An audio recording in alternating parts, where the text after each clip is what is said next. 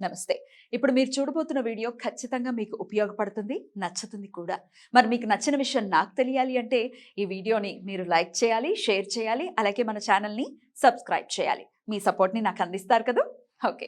ఇప్పుడు వీడియోని స్టార్ట్ చేద్దాం. నమస్తే. Welcome to our channel. నేను పద్మిని. ప్రస్తుతంతో పాటు ప్రముఖ ఆధ్యాత్మికవేత్త, దత్త ఉపాసకురాలు, అలాగే నారీసేన ఫౌండర్ శ్రీమతి లతా దత్త గారు మనతో పాటు ఉన్నారు. మాట్లాడదాం. అక్క నమస్తే అక్క. నమస్తే రా. జై గురుదత్త. శ్రీ గురుదత్త అక్క ఎలా ఉన్నారు? చాలా బాగున్నాను. విదేశాలు వెళ్ళి ఫుల్ బిజీగా ఉండి మొత్తానికి తిరిగి వచ్చారు. అవును. How was your trip? Trip was wonderful Padmini. దత్తుడి యొక్క గొప్పతనం ఏంటంటే ఎక్కడికి వెళ్ళినా దేశ విదేశాలు వెళ్ళినా కూడా అక్కడికి వెళ్ళిన తర్వాత లతగారు అంటే మీరేనా లతగారు, లతగారు కంటే ఎక్కువే మీరు, లతగారు అంటే లతగారే అన్నారు. దత్తుడు అంత ఇస్తున్నారా నాకు ఎయిర్పోర్ట్ లో దిగినప్పటి నుంచి రిటర్న్ వచ్చే వరకు అక్కడ ఇది కామన్ డైలాగ్ అన్నమాట. అయిపోయింది. సంక్రాంతి సంబరాల్లో భాగంగా చక్కగా మీరు చాలా బ్యూటిఫుల్ గా సెలబ్రేట్ చేసుకున్నారు కదా. అవును. మన మాగంటి మురళీమోహన్ గారు వచ్చారు. ఆయన 50 ఏళ్ల సినీ ప్రస్థానం. అక్కడ ఆయనకి అక్కడ ఒమాన్ తెలుగు అసోసియేషన్ ఒమాన్ వెళ్ళారా? ఒమాన్ వెళ్ళాను. అక్కడ ఆయన్ని సత్కరించారు. ఇంకొంతమంది టాలీవుడ్ యాక్టర్స్ వచ్చారు. రాయల్ కింగ్ హోల్డింగ్ ప్రశాంత్ వాళ్ళు స్పాన్సర్ చేశారు. చాలా చాలా సంతోషం. రైట్ అక్క. మనం పుస్తకాలు మీరు చేతిలోనే ఉంది కాబట్టి అదే అడిగేస్తున్నాను నేను. పుస్తకాలు ఆల్రెడీ మీరు అరుణాచలంలో పంచడం జరిగింది. ఒక రోజు అనుకున్నాము, ఆ రోజు మీరు రాలేకపోయేసరికి శ్రవంతి గారు ఉంటే శ్రవంతి గారి చేతుల మీదుగా ఇప్పించడం జరిగింది. ఎవరి చేతి మీద ఇచ్చినా వాళ్ళకి అందటం ముఖ్యం కదా. I know your beautiful heart. Sravanthi గారు మరి ఆవిడది కదా ఇవ్వచ్చా అంటే అయ్యో అసలు అలా అనుకునేటటువంటి వ్యక్తి కాదు మన లత గారు అని నేను చెప్పడం జరిగింది. మీరు అప్పుడు ఇప్పుడు ఇది మీరు ఓపెన్ గానే చెప్తారు. అంతే కదా. చాలా సంతోషం. చూసాను. నేను ఇచ్చినవి శ్రవంతి గారు ఇచ్చినవి కూడా ఒక ఎపిసోడ్ లో వచ్చాయి. చాలా చక్కగా వేశారు. అయితే ఈ దత్తుడు లీలలు ఎంత అమోఘంగా ఉంటాయంటే ఈయన ఎవరి దగ్గరికి వెళ్ళాలనుకుంటారో వాళ్ళ దగ్గరికే వెళ్తారు. వెళ్ళినా కూడా సంవత్సరాల తరబడి ఈ పుస్తకం తెరిచి చదివే భాగ్యం కూడా వాళ్ళకి దక్కదనమాట. అది అలా ఉంటుంది. అది అంత దత్త మాయ అని చెప్పొచ్చు. ఖచ్చితంగా. ఇంకా మరొకసారి అంటే ఈ పుస్తకాలు ఇంకా ఉన్నాయి, పంచాల్సినటువంటి మన బాధ్యత ఉంది కాబట్టి చాలా మంది అడుగుతూ ఉన్నారు ఆ రోజు మిస్ అయ్యామని. అలాగే కొంతమంది ఏమో వేరే రాష్ట్రాల్లో ఉన్న వాళ్ళు, లేకపోతే మన ఆంధ్రప్రదేశ్ లో ఉన్న వాళ్ళు కూడా అడుగుతున్నారు. ఇప్పుడైతే మనం హైదరాబాద్ లో ఉన్న వాళ్ళకి ఇస్తూ ఉన్నాము, మరి మాకు కూడా కావాలి, పోస్టల్ చార్జెస్ మేమే ఇస్తారా, ఇట్లా రకరకాలుగా అడుగుతున్నారు అక్క. వాటి గురించి కూడా ఒక్కసారి. చాలా మంచి విషయం పద్మిని. అందరికీ బుక్ చేరాలనే మన ఉద్దేశము. అలాగే మా వారు కూడా ఏమన్నారంటే తప్పకుండా కష్టం అనుకోకుండా నేను వెళ్ళి ఇస్తాను కావాలంటే కొరియర్ కి, వాళ్ళకి బుక్ అందేలా చేద్దాం, వాళ్ళ అడ్రస్లు పంపించమను. మనకి ఫోన్ చేసి ఎట్లా అడ్రస్లు ఎట్లా పెట్టమంటారు? అయితే మనకి ఇక్కడ లోకల్లో ఉండే వాళ్ళు, వాళ్ళ బంధువులు, చుట్టాలు, ఫ్రెండ్స్ ఎవరున్నా కూడా హైదరాబాద్ లో జనవరి 23 మధ్యాహ్నం 3 గంటల నుంచి 5 గంటల లోపల సమయం, 2 గంటలు పెట్టుకుందాము. 5 గంటల లోపల వచ్చి మనకి ఇక్కడ పుస్తకాలు కలెక్ట్ చేసుకోవచ్చు. మీరు ఉంటారా ఆ రోజు? తప్పకుండా నేనుంటాను, పద్మిని కూడా రెడ్ టీవీ ఆఫీస్ కి వచ్చి వాళ్ళు కలెక్ట్ చేసుకొని వెళ్తే చాలా మంచిది. లేదు మేము రాలేము, మేము కలెక్ట్ చేసుకోలేము, మాకు వేరే ఊర్లకి పంపించండి అంటే క్లియర్ గా వాళ్ళ అడ్రస్ మనం ఏదైతే నెంబర్ స్క్రోల్ అవుతోందో నా నెంబర్ మీద దానికి SMS చేసి వాళ్ళ అడ్రస్ పూర్తి వివరాలు, పిన్ కోడ్ తో సహా, ఫోన్ నెంబర్ తో సహా, ఎవరికైతే ఈ బుక్ వెళ్ళాలనుకుంటున్నారో వాళ్ళ పేరు ముఖ్యంగా మెన్షన్ చేసి, వైఫ్ ఆఫ్ అని వాళ్ళ హస్బెండ్ పేరు అది మెన్షన్ చేసి, వాళ్ళ address east Godavari, west Godavari, లేదంటే బెంగళూరు, చెన్నై, ఎక్కడైనా సరే వాళ్ళ అడ్రస్ క్లియర్ గా మనకి మెన్షన్ చేసి ఇస్తే మనం పంపిస్తాం.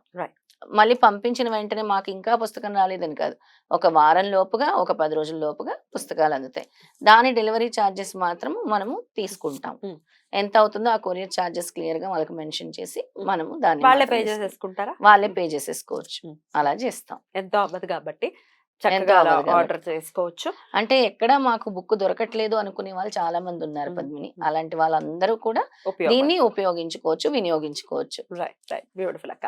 అయితే ఒక్కసారి బుక్ వచ్చిన తర్వాత మీరు ఇందాక అన్నట్టుగా ఆయన పర్మిషన్ ఉంటే తప్ప కనీసం తెరిచి ఓపెన్ చేసి చూసేటటువంటి పరిస్థితి కూడా ఉండదు, అస్సలు ఉండదు. అయితే ఆల్రెడీ ఉంది మా దగ్గర పుస్తకం, మేము చదవలేకపోతున్నాం అనుకునే వాళ్ళకి ఏంటక్క మీరు ఇచ్చేటటువంటి సలహా ఏంటి? ఎలా ఆయన్ని చేరుకోవచ్చు? ఈయన చేరుకోవటం అంటే అట్లీస్ట్ కనీసం బుక్ వరకు చేరుకోవటం అని అంటే ఎన్నో జన్మల అదృష్టం ఉండాలి పద్మిని.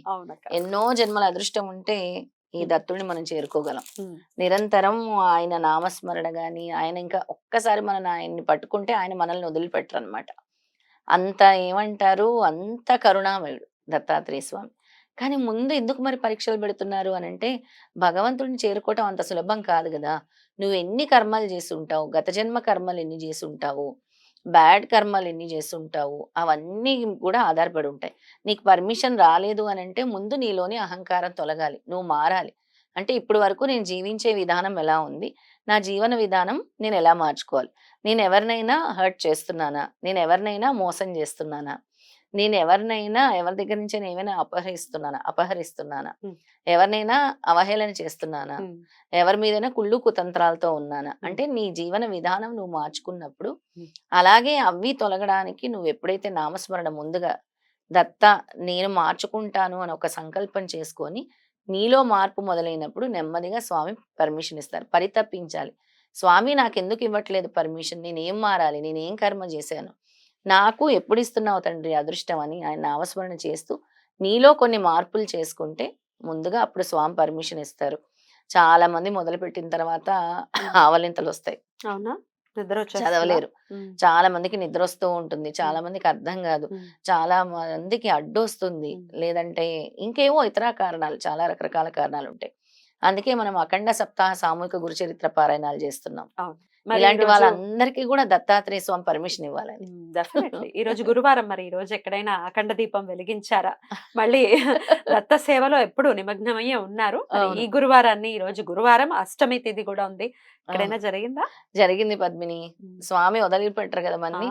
ఆ. ఇక్కడే మన గోకుల్ ఫ్లాట్స్ అంటే ఆహా. మన ఇప్పుడు నెక్సెస్ మాల్ అంటున్నాం కదా, ఉమ్, ఫారం మాల్ ఉమ్, దగ్గరలో గోకుల్ ఫ్లాట్స్ అని ఉంటాయి. ఉమ్, ఆ గోకుల్ ఫ్లాట్స్ లో మనం అఖండ సప్తాహ సామూహిక గురుచరిత్ర పారాయణం మొదలు పెట్టాం ఇవాళ. ఉమ్, ఇది కంటిన్యూ జరుగుతూనే ఉంది. ఉమ్, ఎందుకంటే స్వామి ఇచ్చిన సందేశం కాబట్టి ఇది. ఉమ్, ప్రతి ఇంటికి నువ్వు చెయ్యి అఖండ సప్తాహ సామూహిక గురుచరిత్ర పారాయణాలు. ఉమ్. నూనె రూపంలో వాళ్ళ కర్మలు వేస్తారు. జ్యోతి రూపంలో నేను దగ్ధం చేస్తాను. 7 రోజులు కూడా అక్కడ ఉంటాను. నలుగురు కలిసి చదివితే నాకు చాలా ఆనందం. వాళ్ళ పాప కర్మలు తొలగిస్తానని స్వామి చెప్పడం జరిగింది. బ్యూటిఫుల్. అలా కుక్కడపల్లి వాళ్ళు, కేపీహెచ్బి కుక్కడపల్లి. వాళ్ళు, మియాపూర్ వాళ్ళు, లింగంపల్లి వాళ్ళు, బీహెచ్ఎల్ వాళ్ళు, ఇటు హైటెక్ సిటీ వాళ్ళు, వీళ్ళందరూ కూడా వెళ్ళొచ్చా? వెళ్ళొచ్చు. వెళ్ళి వెళ్ళి చక్కగా చక్కగా చదువుకోవచ్చు. చదువుకోవచ్చు. మేము చదువుకోలేమన్న వాళ్ళు అక్కడనే చదువుకున్నాం. తప్పకుండా ఇక రంజిత వాళ్ళ ఇంట్లో మనం ఈరోజు జ్యోతి వెలిగించింది. తను మనతో పాటు గురుపురం పాదయాత్ర కూడా వచ్చింది ఆ అమ్మాయి. అమ్మాయి వాళ్ళ ఇంట్లోనే జరుగుతోంది. అందరూ కూడా వచ్చి జ్యోతిని దర్శించుకోవచ్చు. రైట్. మళ్ళీ మనం చేసే హోమం మనం ప్రేక్షకులందరికీ మన రెడ్ టీవీలోనే చూపిద్దాం. మనం చూపించాలి. తప్పకుండా తప్పకుండా. చాలా బ్యూటిఫుల్ గా ఉందక్క. చాలా చాలా చక్కటి విషయాలు తెలియజేశారు. ఇక నెక్స్ట్ ఎపిసోడ్స్ లో ఇంకొన్ని విషయాలు మనం మాట్లాడుకుందాం. థ్యాంక్ యూ అక్క. నమస్తే. జయ గురుదత్త. శ్రీ గురుదత్త.